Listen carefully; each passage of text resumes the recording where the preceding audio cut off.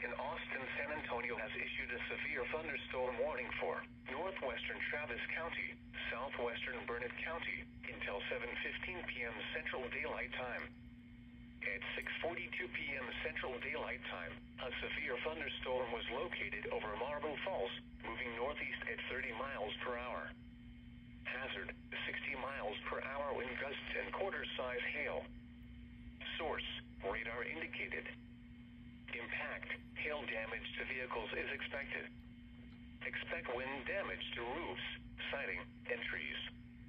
Locations impacted include Marble Falls, Bertram, Granite Shoals, Horseshoe Bay, Meadow Lakes, Smithwick, Oatmeal, and Cottonwood Shores.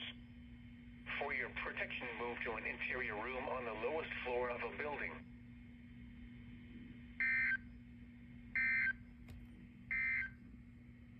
The Austin